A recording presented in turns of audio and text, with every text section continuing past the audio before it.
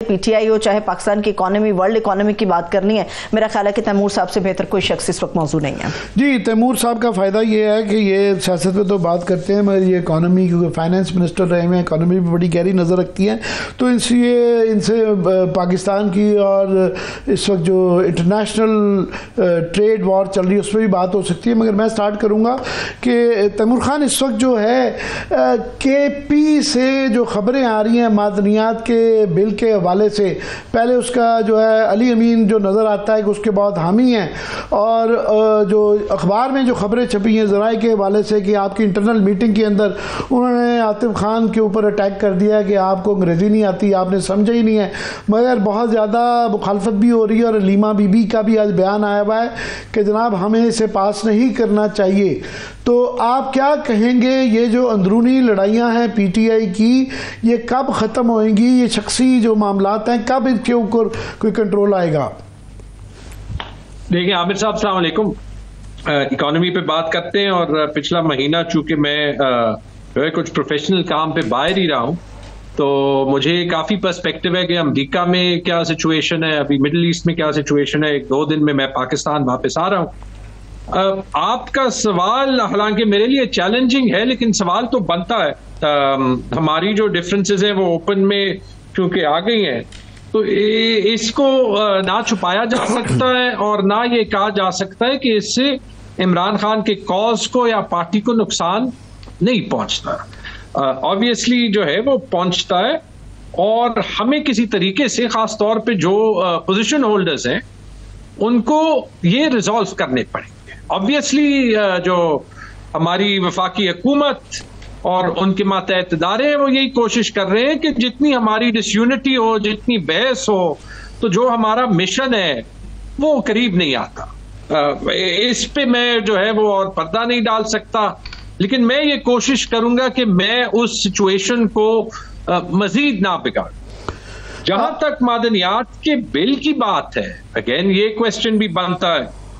मेरे ख्याल में यहाँ पे 2-3 चीजें, और मैं आपको अपनी राय दे देता हूं। अभी एक हमारी पॉलिटिकल कमेटी जारी है जिसको मैं ज्वाइन करूंगा आपके साथ बात करने के बाद। मादनियात एक प्रोविंशियल इशू है और एक इंतहाई जरूरी इशू है। तारीख हमें सिखाता है, चाहे वो 1 यूनिट बनाना हो, चाहे वो 1973 के आइन में जो हमारे बिजली के राइट्स हमसे लेके वफाक को दिए गए, चाहे वो फाटा के मर्जर के वक्त जो वादे फाटा को किए गए, कि वो वादे अगर आप उस वक्त डील ना करें बाद में नहीं लिए जा सकते। मुझे कोई शक नहीं है कि सूबाई हुकूमत ने अपना काम बिल पे किया होगा, लेकिन ये एक एस्टैब्लिश्ड फैक्ट है कि बिल का ड्राफ्ट वफाकी हुकूमत से आया है। ये फिर एक फैक्ट है कि इस वफाकी हुकूमत में पूरे पाकिस्तान में किसी को शक नहीं। तो जो कंट्रोवर्सी बन गई है बिल पे, मेरी जाती राय ये है कि सूबाई हुकूमत को राय ले लेनी चाहिए, तमाम स्टेक होल्डर्स की ले लेनी चाहिए, ज्यादा से ज्यादा बेहतर इनपुट आ जाएगी।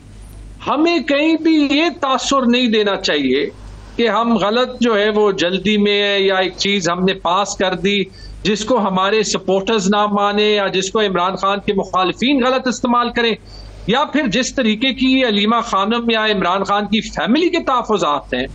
तो जो ज्यादती इमरान खान के साथ जेल में हो रही है कि उनको जो है सिवाय जिन लोगों को जो है वो छोड़ा जाए मिलने से, एक क्रॉस सेक्शन पार्टी से नहीं मिलना दिया जा रहा।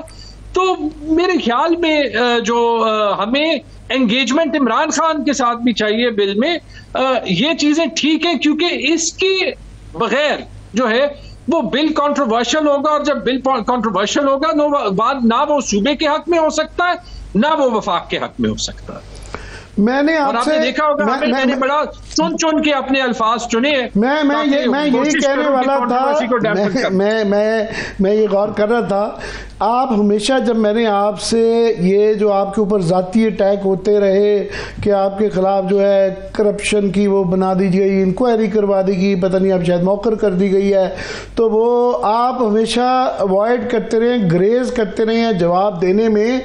हालांकि सबसे ज़्यादा ज़ेर ताब तो ये हैं, पर सवाल ये है कि अली अमीन गंडापुर साहब जो हैं वो चीफ मिनिस्टर हैं, बहरहाल PTI की गवर्नमेंट है, वो बजाय इसके कि उनका जोर इस पे हो कि पार्टी को कैसे मजबूत किया जाए, अपने जो कैदी हैं उनको कैसे छुड़ाया जाए, वो कभी आतिफ खान को टारगेट कर देते हैं, कभी आपको नाम लेके टीवी के ऊपर जाके पब्लिकली। तो ये वाकई छुपाने वाला, ये कब मामला रुकेगा? आमिर, मैंने ऑलरेडी कह दिया कि मैं जो है वो आग छोटी हो बड़ी हो उस पर पेट्रोल नहीं डालूंगा। तो ये क्वेश्चन मैं वेल लेफ्ट कर दूंगा। बाकी जो मेरे खिलाफ इल्जामात थे उनका मैंने पब्लिकली जवाब इसलिए दिया क्योंकि वो कैंपेन 1 साल 2 से चल रही थी, और ये मान लें पाकिस्तान में कोई सियासतदान दिखा दे कि उनको कोई इल्जामात दिए गए हो और वो कहें मैं खुद इसको पब्लिक करता हूं और अपना जवाब भी पब्लिक करता हूं, और इंशाल्लाह मैं पाकिस्तान वापस आ जाऊं तो पार्टी पे तनकीद नहीं, वो जैसे मैंने कहा मैंने अपना जवाब दे दिया है। लेकिन वो इल्जामात आप मेरे से पूछना चाहे, कोई और पूछना चाहे, I not only have nothing to hide, एक ट्रैक रिकॉर्ड है, खान साहब की कॉन्फिडेंस रही है, उसको मैं जरूर डिफेंड करूंगा। क्योंकि अगर पाकिस्तान को रिफॉर्म करना है तो ये नहीं हो सकता कि हर सियासतदान जो कि मैकिन्सी को छोड़ के आए, गोल्डमैन सैक्स को छोड़ के आए, सिटी बैंक को छोड़ के आए, उस पर हम इल्जामात लगा के उसे कहे बेटा तू जा क्योंकि तेरी जगह यहाँ पे नहीं है, क्योंकि हमने ये मुल्क रिफॉर्म नहीं करना। 2 धड़े क्लियरली पीटीआई के अंदर नजर आते हैं। एक मज़ामती ग्रुप नजर आता है, एक मुफाहमती ग्रुप नजर आता है। एक ग्रुप है जो कि हुकूमत को हर फैसले को उनके, वो चाहे मादनियात का हो, चाहे वो कोई बातचीत का हो, उसको सपोर्ट कर रहा होता है।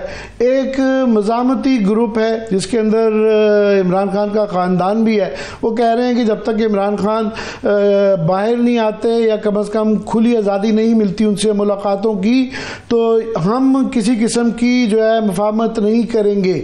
तो ये 2 ग्रुप जो हैं, ये कोई एक ग्रुप में कभी नियर फ्यूचर में करीब आते नजर आते हैं या ऐसे ही रहेगा?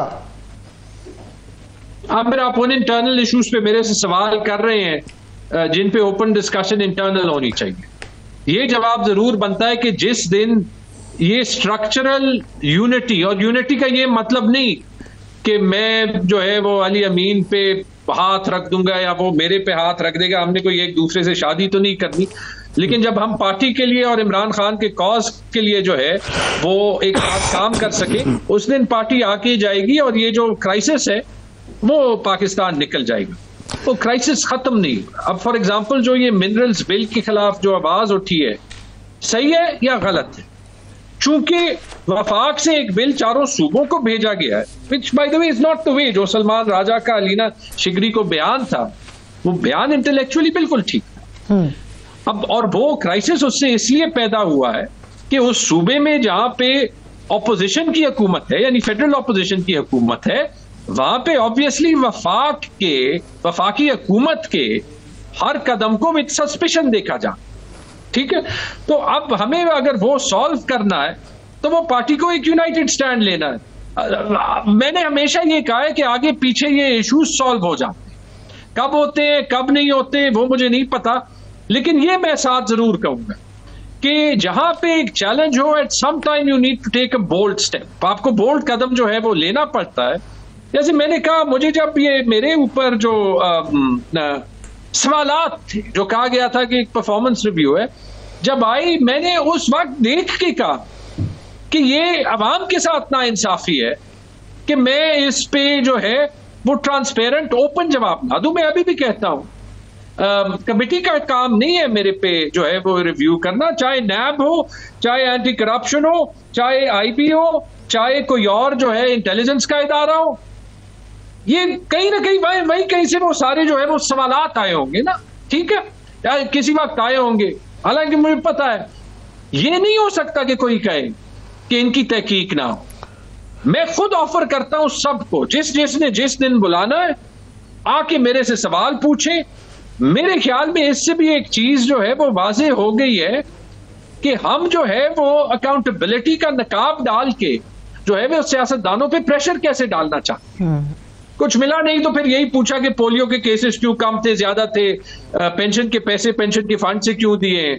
ठीक है, मैंने कोशिश की कि मैं डिग्निटी से लेकिन बोल्डनेस और ट्रांसपेरेंसी से जवाब दूं, और वो प्रिंसिपल मेरे ख्याल में पूरे पार्टी को अप्लाई करना चाहिए। और मैंने इसीलिए किया ना क्योंकि मुझे कोई पोजीशन की परवाह नहीं है।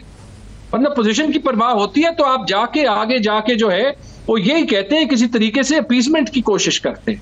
आई वॉज होपिंग कि ये सारा कुछ ओपन करके इससे एक अपॉर्चुनिटी बनेगी कि जो पार्टी में इख्तलाफात हैं वो क्राइसिस में ही सॉल्व होते हैं।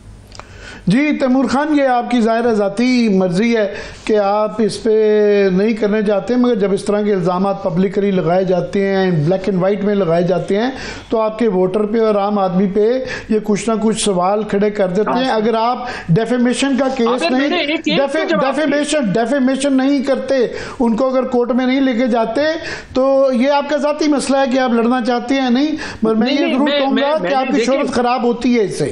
सर मैं आपको बताता हूं। शेर अफजल मरवत ने कहा कि इसका हयाताबाद में घर है, मैंने विद इन 24 आवर्स उसको नोटिस दिया, ठीक है। उसके बाद जो है वो अपनी हुकूमत से एक सवाल पेंशन पे जो है वो किया गया, मैंने विद इन मिनट्स उसका जवाब दिया, आप देख भी सकते हैं।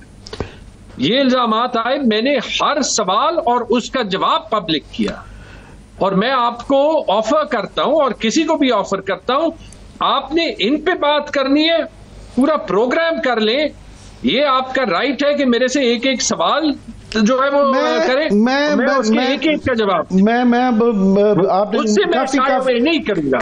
इमरान खान उससे मैं शाये नहीं करूंगा।